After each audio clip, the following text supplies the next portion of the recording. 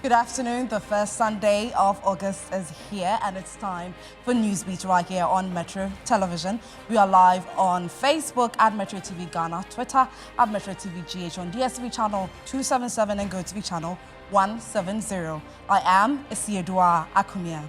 And other headlines.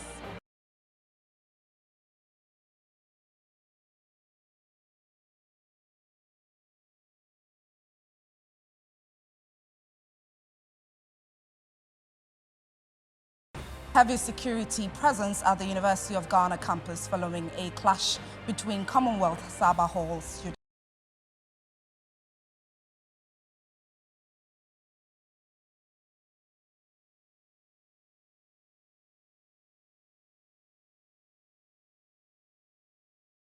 In sports, big blow for Ghana as Joseph Kony misses out on gold after failing to show up for the weigh-in due to an ailment at the ongoing Commonwealth Games.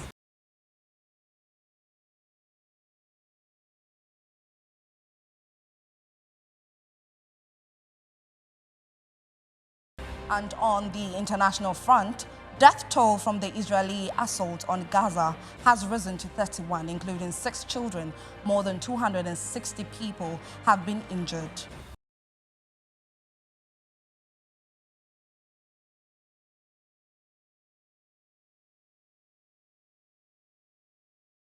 Now, there is heavy security presence at the Mensa Saba Hall on the University of Ghana campus, where a clash occurred 2 days ago. The University of Ghana has condemned the clash that occurred between students of Commonwealth and Mensa Saba halls.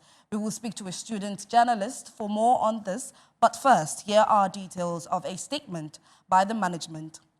And the statement signed by the school's registrar, Emilia Ej Mensah, management said, efforts to identify the perpetrators are ongoing, and those found culpable of breaking national laws or university regulations will be appropriately sanctioned. Management said it has noted with concern yet another series of clashes between students of Commonwealth and Mensa Saba halls, which occurred late in the evening of Friday, August 5, and in the early morning hours of Saturday, August 6, 2022.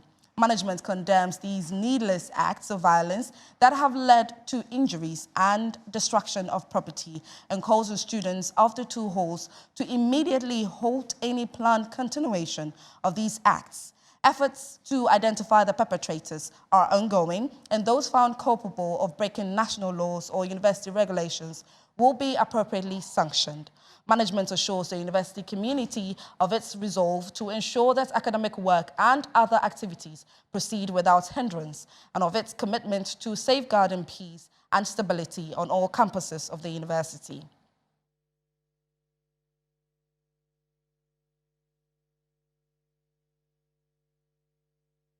Now, we are joined via Zoom by a student journalist on the University of Ghana campus, Collins Frimpong Bwedi, for more on this. He works with campus-based radio station, Radio Universe. Good afternoon, Collins. Good afternoon. Right. So, what is the current situation on campus? Currently, there are police personnel on campus. There are police personnel on campus, and they are from the CID and the FPU. That's the form unit police units of the Ghana Police Service.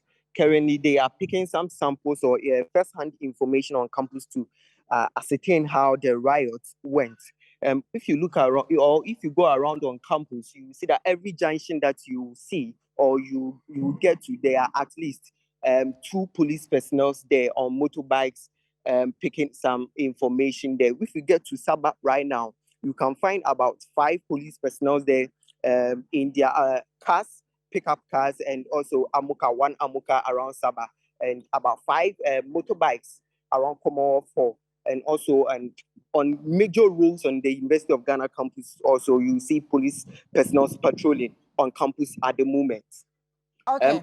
We've also speaking to the Assistant Commissioner of Police, ACP Henry Kujo Otuo, and he confirmed to us that they are on campus in the first place to make sure that everything, peace is prevailed. There will be no clashes again, and also pick information to know how investigations will go and make sure that anyone who was involved in the riots is brought to book. Okay, so how are students generally reacting to the presence of police personnel on campus currently? Currently, church services are going on normally around Sabah, where most of the church denominations have their normal services on Sundays, Okay. are going on currently without any pressure or anyone feeling nervous around. So Right. even some people are going to write IE, that's interim assessments, around CC, that's the central cafeteria, and they are there without feeling any nervous or being feeling nervous there. So everything is cool despite police presence on campus. Everything is fine. Okay. Nobody is in any serious situation or something. Right. But have some persons been picked up? And if yes, how many? No, at the moment, nobody has been picked up. In the morning, the chief for Mensa Saba called all members of the hall to speak with them. And he told them that they should be calm, they shouldn't be engaged in any form of riots again. And also the management of the university are also trying to do everything possible. They are collaborating with the police to ensure that nothing happens again. And also the Student Representative Council, SRC, has issued a statement to condemn what happened on Friday and also on Saturday midnight. So this is the situation on campus. Okay, but do you know if any student at all has been called for questioning, anything of that sort? To the best of my knowledge, I don't know anyone like that. I've not heard anyone has been picked up or called for questioning or anything. Okay, all right. Thank you very much, Collins, for the updates. All right, for the next story, furniture has been provided by a Good Samaritan to Wurishe Darul Islam Primary School, where pupils study on their bellies. The good gesture comes after Metro News reported the sufferings children of the school go through due to lack of furniture. There's more in this report filed by our Northern Regional Correspondent, Al-Hassan Dibaba. Lack of furniture is one of the biggest challenges facing many schools in the northern region. The Wurishe Darul Islam Primary School is no exception, as pupils were forced to lie on their bellies to study, while others sat on car tires due to lack of furniture, making teaching and learning daunting. A private individual and native of Tamale, Dr. Hamza Al-Hassan has been the go-to person, as he has in the past painted the school and provided them with some dual desk to ease the plight of the pupils. He has once again offered the school with some metallic desk after a Metro News reports on the situation at the Darul Islamic Primary School. Headmistress of the school, Moisob Lucy, expressed her gratitude for the kind gesture. This time it will make teaching and learning very easy for us, because children lying on their stomachs to write, it makes teaching very difficult. We are very grateful.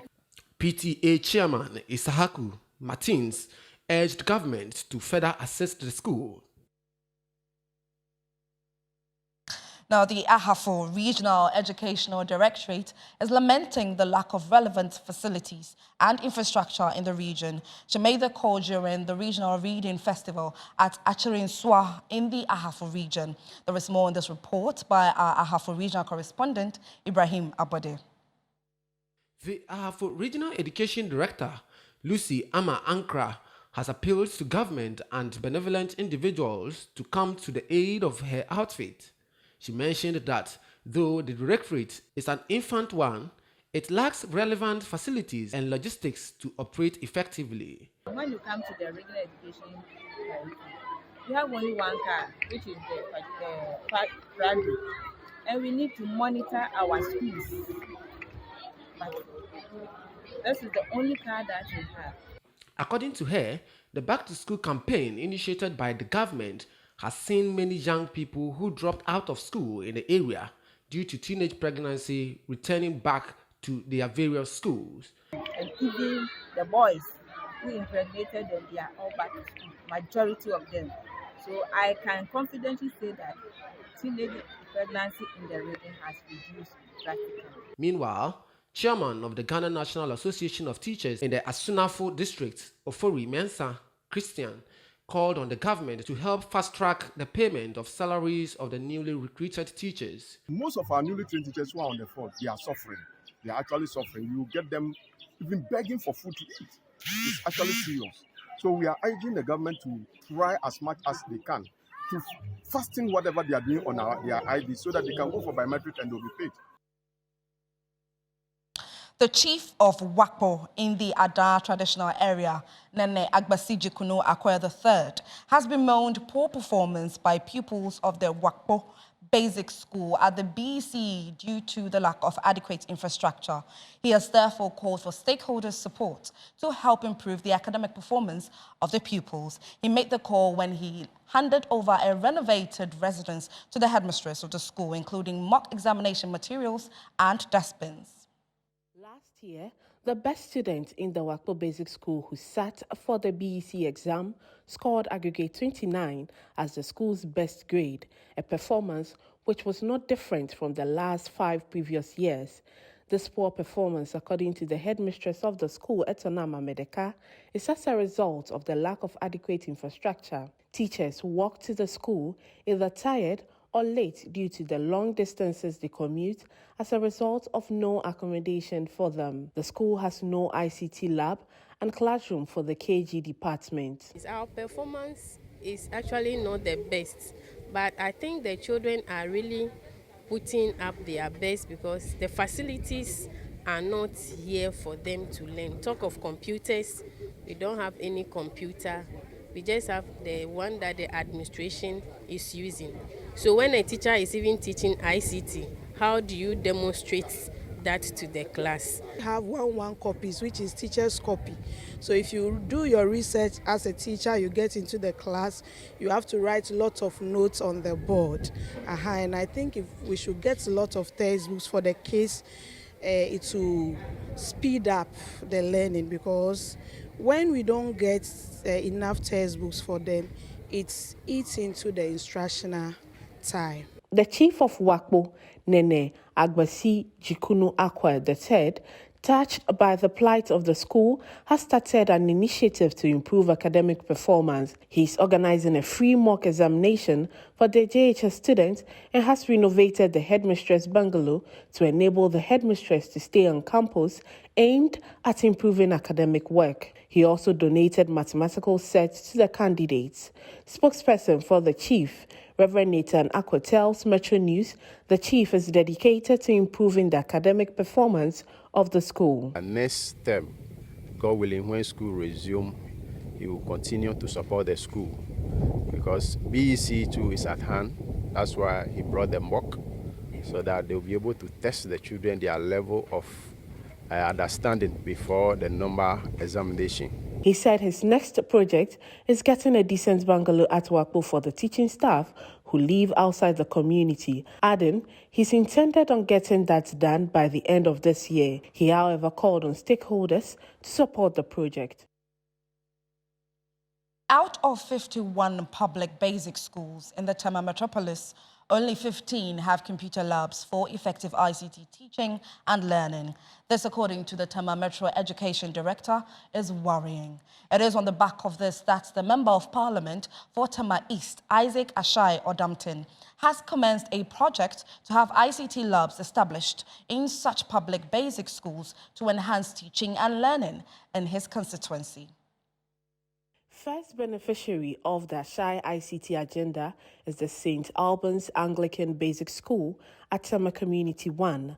The school has benefited a fully furnished computer laboratory with service geared towards boosting teaching and learning of computer skills. Isaac Ashai Adama at the commissioning said not only does the initiative seek to establish computer labs in all basic schools in the constituency, it also aims at training teachers and circuit supervisors with ICT knowledge to ensure effective monitoring and teaching of ICT. He further explains the core of the initiative. Nti woba ompotem na wa hwɛ sɛ nkonnwa mpo ankora betena so de esua ade akora bi ni hɔ na yentumi nka sɛ ye ho akyerɛ nti niam a ehia ema ye school nkora no besua ade no mu nsanka nti na me Director of Education Madam Benisofori aka bom sɛ yɛbɛhwɛ the priority areas ɛwɔ ɔmo schools no mu. The Tema Metro Director of Education, Bene Sofori, who received the facility on behalf of the school, said the computer lab has come at the appropriate time, that only 15 out of 51 basic schools in the Tema metropolis have computer labs. She explains that a number of 15 available computer labs are even malfunctioning, making the teaching of computer knowledge difficult in the schools. The children are not able to get the opportunity to have hands-on experience on the usage of the computer and what they can even do. Sometimes they are able to explore their talents by using it. They know what they can do.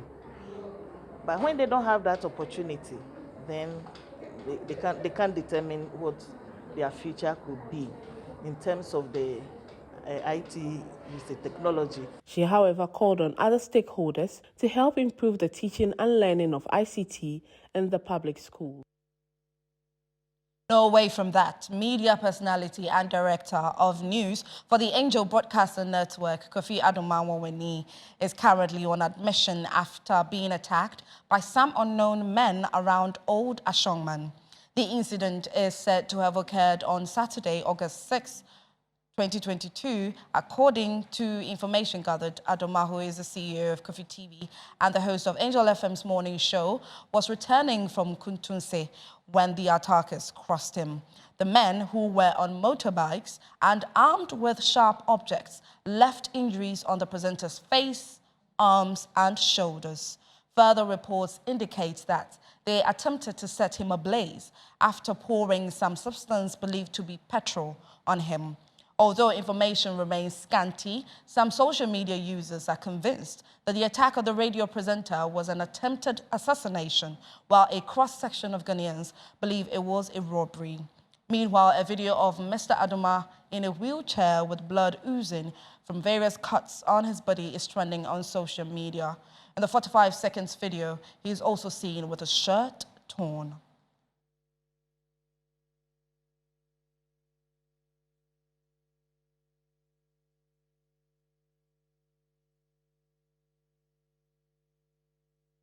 Well, we hope that he gets well soon. Now, the Gomoa Fetteh Traditional Council has officially launched the 2022 Gomoa Fetteh Ahoba Kese Festival. The celebration of the festival is bouncing back after a 2-year break due to the outbreak of COVID-19, and traditional authorities are envisaging the promotion of development through this year's event. Central Regional Correspondent Kofi Adama has more in the following report. It is originally known as Ahoba Kese, or the Akosolon Tomba Festival, but an activity within the celebration of the festival in which celebrants were only supposed to meet and exchange pleasantries with each other has given birth to the term Atopa Festival. Over the time, it has become one of the festivals that draws so many patrons to the central region.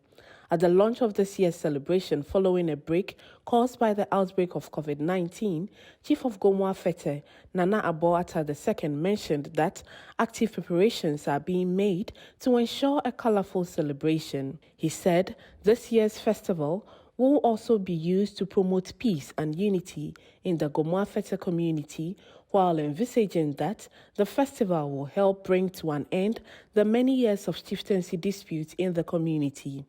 The chief also said that the festival will be used to promote development and look for job creation avenues for the youth in the area. I want us to be aware of its potential for development and take charge to make our society great again. On this note, I officially announce our theme for this year's festival, which is dubbed United in Peace for Development, which admonish us all to come together as one and uplift the image of our society through developmental projects for ourselves and the generation to come, while we display our rich cultural values. The Gomoa Fetteh Township will, between 25th August and 4th September, go gay, the Atopa dance, displayed on the very last day of the festival. Planning Committee Chairman Nana Sari ruled out publications and rumors that the festival promotes promiscuity. He said the traditional authorities will not entertain any form of indecent dressing during the period of the festival.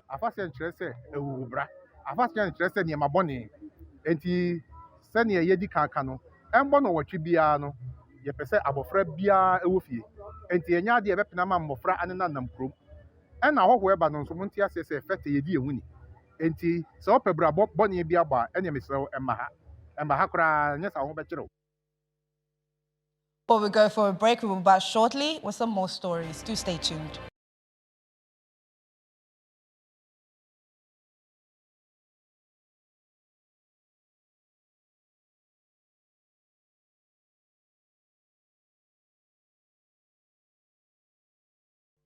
Welcome back. This is Newsbeat on Metro Television.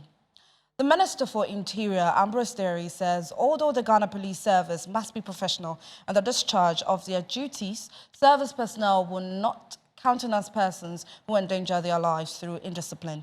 He said Ghanaians must collaborate with the police service to ensure security, especially in the wake of terrorist threats against the country. He made this known when the Japanese government donated 21 vehicles to the Ghana Police Service.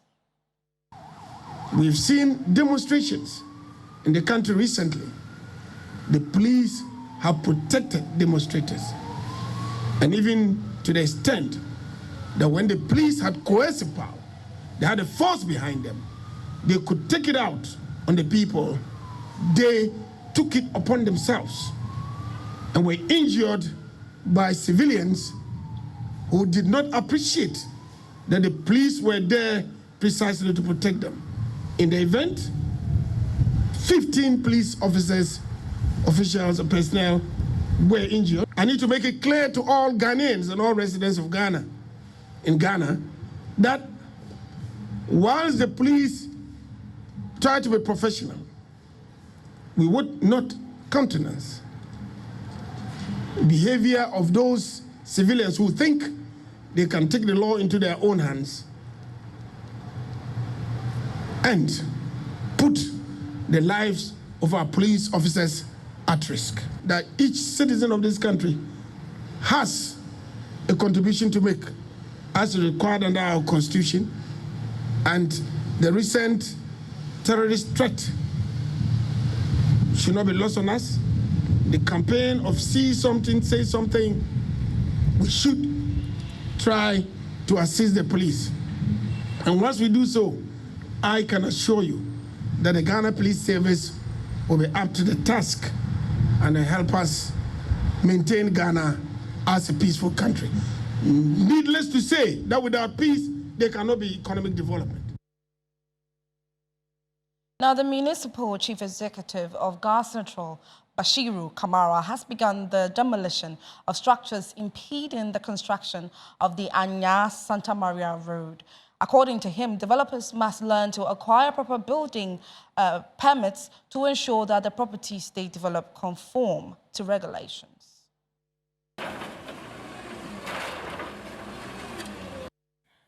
The buildings, a 6-bedroom self-contained and a 4-bedroom self-contained, were demolished at the early hours of Saturday, 6th of August 2022. Developers of the buildings, who have been given several warnings to demolish their structures from the middle of the road, were nowhere to be found when the Municipal Chief Executive, Bashiru Kamara, arrived with a bulldozer to take down the buildings. According to the MC, the buildings have for a long time impeded the construction of the Anya-Santa Maria Road, hence the decision to forcefully evict the tenants. The project has been given out to a contractor. Now he started the drain work from Antioch coming. He started calling on us that these buildings are impeding his work. We have no option but to demolish them, to pave way for the contractor to go ahead with his drain work and subsequent tarring of the road. He called on private developers in the country to prioritize the acquisition of permits before embarking on construction works. Developers should ensure that they do the right thing. Doing the right thing means before you start your project, not during, not after. Take your drawings and your site plan to the engineers, take it to the assembly. Go and see the fiscal planning department and then the works department. They will tell you, give you technical advice whether it is the right place to put up any structure before you embark on any project. Tenants of the buildings who were directed to move out said they will pursue the owners of the buildings for the rest of their monies. That I'm soon able to escape because baby and I'm in the pressure, sir. Because you see, I did be a boy. Into a big crana, Missicani, and I went to me down for front, said, or the people double crank and by Japan, as they say, Papa, you know. Can you baby or Biania? Maybe because in the entry on the Anameboa. Near Cheron, we say, Ferran, I was saying the for time no more. Am I at 2 Jamie? You would say, am I contested? I just I don't want a boy, am I a Jessica? Away from that, the Minister for Lands and Natural Resources, Samuel A. Janapo, has commissioned a modernized community for residents of New Byung and New Accra in the Talensi district of the Upper East region. The community, which was constructed by the mining firm Cardinal Namdini Mining Limited, was in adherence with the Minerals and Mining Act of 2006, Act 703, which enjoins mining companies to resettle persons who will be affected by their mining operations. While assuring the residents and Ghanaians in general of government's determination to make mining firms act within the confines of the mining laws, and appealed to the communities to ensure proper maintenance of the facilities to benefit future generations, he appealed to the chiefs and residents of the communities to collaborate effectively with the firm to guarantee the sustainability of their operations, and also hope that the show of unity and cooperation exhibited in the resettlement process will be extended to the firm in their operations. The Lands Minister reaffirmed government's commitment to undertaking reforms in the mining sector that will increase avenues for Ghanaian participation in the mining space, adding that government intends to make Ghana a mining hub by establishing refinery centers and also ensuring efficient utilization of revenue for the mining sector. It's going to happen in Digare and the Upper East region is really going to have a major impact, major positive impact on the socio-economic, political, and all other aspects of the lives of the people of Upper East region, and indeed the people of Digare. Even people who don't hail from here, or people who are not indigenous of this community, are going to benefit from this mining operation.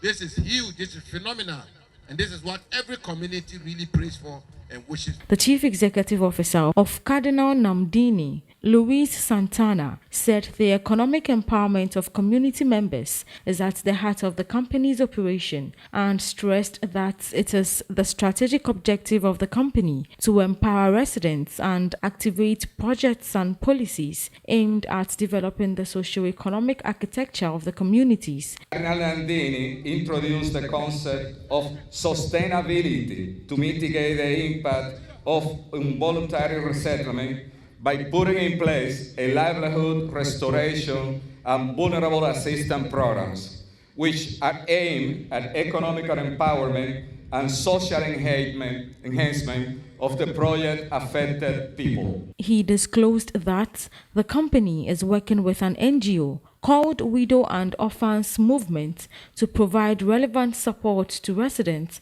as they transition through the resettlement phase.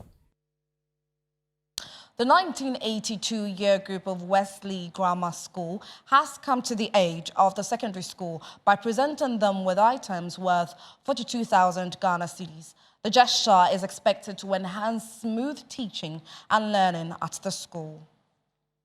A total of 92 students from the Home Economics Department of the Wesley Grammar School are expected to sit for the upcoming WASSCE examinations. Unfortunately, the school only has 5 cooking stoves and a number of non-functional sewing machines, which are critical elements in the practical exams. Realizing their plight, The 1982 year group, as part of a legacy project, has donated gas oven and grills, electric and hand sewing machines to the Home Science Department. Headmaster of the Wesley Grammar School, Charles Baidu, described the gesture as timely. We offer foods, we offer clothing, and clothing students, they use the sewing machines, and the food students use the gas cooker. And at this point, we will be highly supported by the 82-year group in bringing us these things to aid our teaching and learning process. And I also use this opportunity to call on all other old students of Wesley Grammar School to come back to Wesley Grammar School and give to Wesley Grammar School what Wesley Grammar School gave to them. There are other things we need as a school. And so, as and when they come, I'll liaise with the president and their president, the president of the other year groups, so we can get more support from our old students. President of the 1982 year group, Mary Bruce, who led the group to make the donation, urged other benevolent organizations to follow suit. They work in turns. They queue to do their practicals, which is not a good thing. And also by the time they finish, it will be late in the night, and we are looking at their safety. When they are going home, they'll be tired, stressed up, and the following day they'll have to come and write another paper, which doesn't really all go well. So that's the reason why we thought that we should bring this thing just before they write their exams, so it helps them. We need the old students actually to come and help, because we have come out of this school, and we have to make the school a better place to be, and even for the younger ones. The government, like I said, the government cannot do everything for the school. It cannot do it alone. We need to help. The equipment donated to the school totaled some 42,000 Ghana cedis. Metro News can confirm that pupils of the Isiao MA Basic School are indeed studying in a defunct cemetery as against the municipal chief executive's denial of the issue. Following MCE Isaac Boabain's claim of the school also being established less than a year ago, Metro News revisited the school and maintains pupils have been studying for about 3 years. There is more in the following report. Majo teachers fun dia wo kira die but baby aye won enenyi ye wo hanuma kakra na nsu tawi abo na yetim owo kwatimi ba na abeto fem na ye na ye veskata fia no ye kokope baby atena se bibia tutwa ansa na ye na ye ba betina yesua e ma yensu ye bo hu se ye bebe school. You may be looking at several stones peering through the ground. These are no mere stones. They are remnants of a graveyard. Where these students are studying is a defunct cemetery. After this story was aired, the MC for Nsaom Adwejiri, Mr. Boabain, said, as purported in the story, that these students or these pupils are studying in a defunct cemetery. It's not true. He has been here, and then the students are not in a defunct cemetery, neither are they near a cemetery. I am currently standing in class 4 or the stage 4 classroom. This tree is where the stage 4 pupils learn. I'm going to turn the timer on my phone on, and then we'll walk from the defunct cemetery to the main cemetery where the graveyard is. Then you can determine if what we reported was true or not. So this is my stopwatch on my phone. I'll hit the start button. It has started recording. We walk from class 4, and then mind you, where class 4 is also serving as the staff common room. So we walk from class 4, and then we enter the graveyard. So from here, in 19-20 seconds, I am in the cemetery. This is the main cemetery. This is where people have been buried. And this is where the students are facing when they are having their everyday classes. So right there in your shot, you can see graves of people here in the Isiao Basic School. So The pupils are actually studying at a defunct cemetery. And then they are also faced by a cemetery, which is more so an active one. Because when you watch from my extreme left there, that one is not even done, it's not been fully constructed yet, meaning the person there was buried not long ago. So this is it, to prove that we never feed you with false or fake stories. This is actually the plight of pupils here in the Esiao Basic School. The next bone of contention is the fact that these pupils have been studying here for over 3 years. That also the MCE denied, claiming this school started last year, which is 2021 September. So it is barely a year old. We would get to interact with other people to find out, one from pupils, when they started school here, and then their current stage, and also find out from other residents when they saw the school starting up. So let's get on to that. You are the assembly member here. You live here? Yes, I live at Akwanedo, bro. But you are oftentimes here? Yes, please. Almost every day. Okay. So first, can you confirm where we are currently standing? We are in the class 5 and 4 classroom. Is this place a defunct cemetery or not? Yes, please, it is. Even you can see from behind. Currently they are still burying people there, so it's a cemetery. And again, let me ask you: how long have students been studying here? Since 2019. Since 2019. Yes, please. The MCE says the school is new. It started in September, which is 2021 September. It's never true. Those who started schooling here, some are even in class 3 now. They started from which stage? They started from KG and they are now in class 3.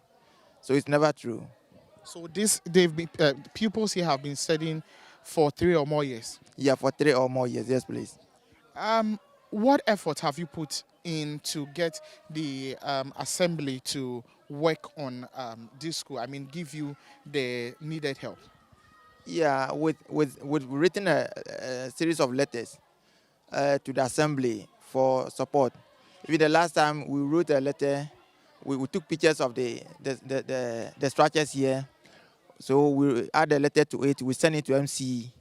We took a covering letter from him. We sent it to Gassen Foundation so that they can also even come to our aid. So they know about it. Even last time we were fighting for school feeding, and that it was not given to us. I've been here for a long time. I was born here, so I know all what is going on.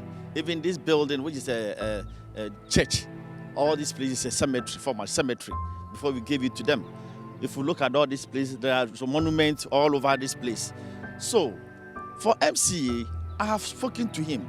I've sent with the new site that we are building, I've sent pictures to him that this is where we've reached. So the children need a place to stay or to learn. So he should help us. I show him, I send the pictures to him, and he said we'll do something about it. But up to now, the pictures are on my phone now. So he cannot say I've not sent anything to him. That whatever I send and the messages and what is under it, you can see it. It's not that I'm doing, but it's a fact that I'm saying. Let me see. Let me see. You just type how you, okay. Yes. This is the picture of the new site that I showed you. Okay. And what is written under it?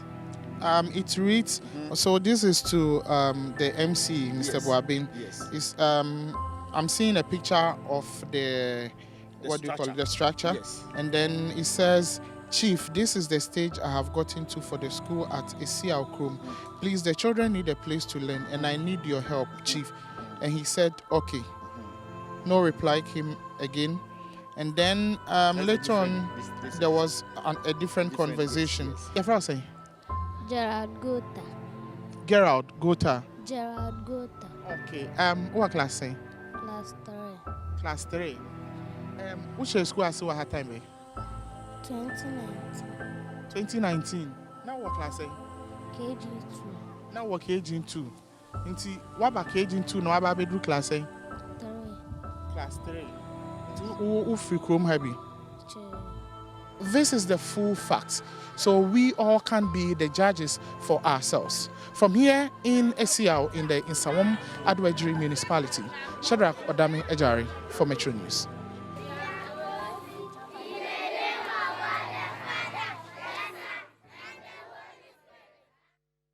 That's a very sad one there, where we hope that government comes to their aid pretty soon. Well, we are going for a quick break. When we come back, the news continues. Stay tuned.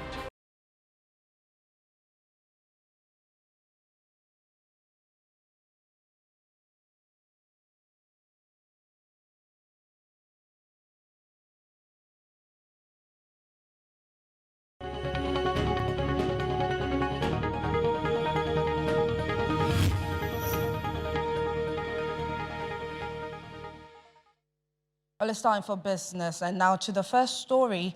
A young man's dream of expanding his craft shop to employ more youth at a Crafts Village has been dashed as fire swept through his shop, raising every machine down without mercy. Kingsley Forson, who looked devastated, appealed to government and other benevolent organizations to come to his aid.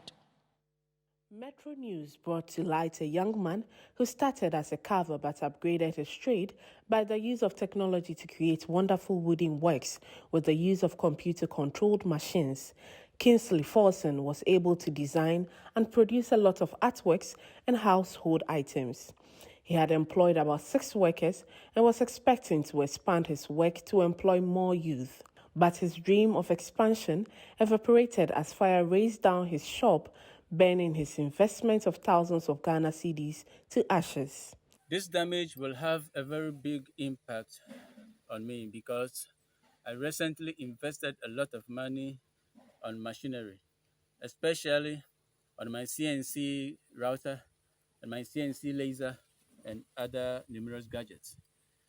I also have about 6 workers that depends on me financially, and they are on the verge of losing their jobs. According to an eyewitness, the fire was beyond what they could doubt, so they called in the fire service, but the inferno had destroyed everything when they arrived. Speaking to Metro News, the devastated Kingsley Forson hinted that all his investment had been consumed by the fire.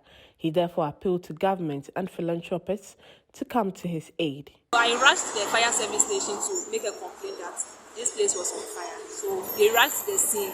But when they got there, the way the fire was, everything at the workplace was burnt. We couldn't do anything about it. So they turned the fire on first time.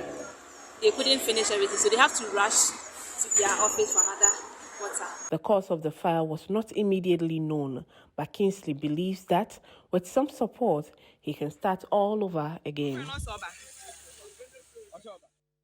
Now, crude oil is currently selling at nearly $90 a barrel, the lowest the commodity has seen in the past 6 months. Unfortunately, this reduction will not be felt at the pumps due to a depreciation of the Ghana cedi against the dollar. So from COPEC's investigation, there are a lot of products in the system. We don't have any import disruptions. However, because of the strike by the BRV drivers on Monday, they were not able to distribute products across the country. And that is why we are observing certain shortages at some of the retail outlets in Ghana. However, the strike has been called off, and we think that beginning today, products will be distributed across the country. We have observed that products loading started somewhere at 12 p.m. Today, and shorter distances, I think in about 3 hours, products will get to their destination, that is the retail outlets. At longer distances, maybe by tomorrow, products will get to these retail outlets. So between this evening and tomorrow by 12 p.m., any retail outlets in Ghana will have products. It took us a long time, rather, for almost 5 years. Well, that's it for business. Up next, sports.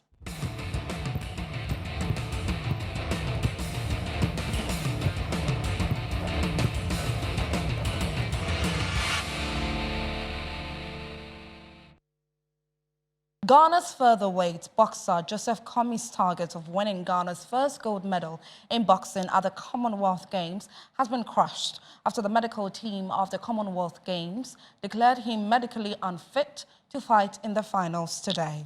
Komi defeated his Indian opponent Husamuddin Mohammed by 4-1 in the semi-final of the over 54 kg to 57 kg featherweight division yesterday, winning a silver medal for Ghana.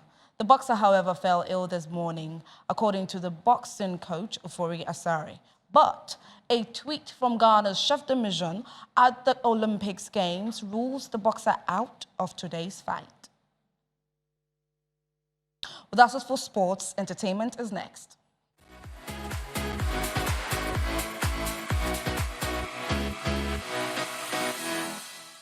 Artist's first music streaming platform, Audiomack, has announced that it has tapped rising Ghanaian artist Black Sharif as its latest App Now artist. App Now is Audiomack's emerging artist program that highlights what's next up in culture by spotlighting and promoting the next generation of global music superstars. Black Sharif will be featured on the cover of Audiomack's prestigious #AppNow playlist and will receive amplification across the platform's channels with specialized marketing, editorial, social, support, playlisting, custom videos, and more.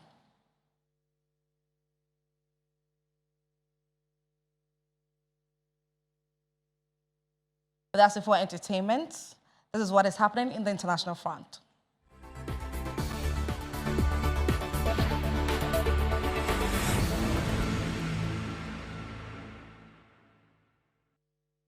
The death toll from the Israeli assault on Gaza has risen to 31, including 6 children. More than 260 people have been injured.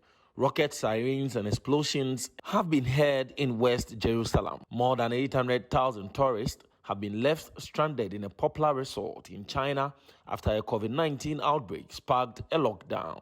Authorities cancelled all flights and trains from Senya, known as China's Hawaii, on Saturday, a day after 263 positive cases were confirmed. Travelers must now present 5 negative PCR tests over 7 days before being allowed to leave. Ugandan officials have banned a prominent LGBTQ+ right group in a major setback for the community there. Sexual Minorities Uganda, SMOG, has been ordered to shut down with immediate effect for not registering properly with authorities. The campaign group decried the order as a clear witch hunt by the government against LGBTQ+ Ugandans. Sexual minorities face widespread persecution in Uganda, where anti-gay and transphobic views are common. Well, this is where we round up on Newsbeat, but before we go, here are the headlines.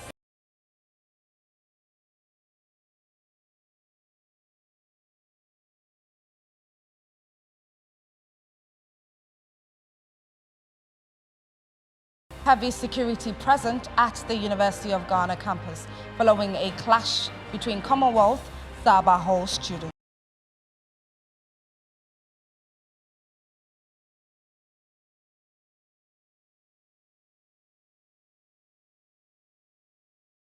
In sports, big blow for Ghana as Joseph Komi misses out on gold after failing to show up for the weigh-in due to an ailment at the ongoing Commonwealth Games.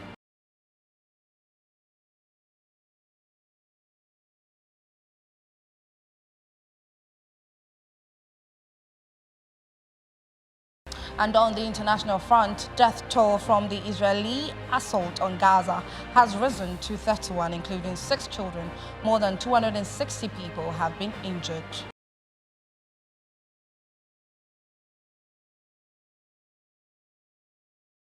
Well, thanks so much for joining me right here on Newsbeat at Metro Television. Thank you so much.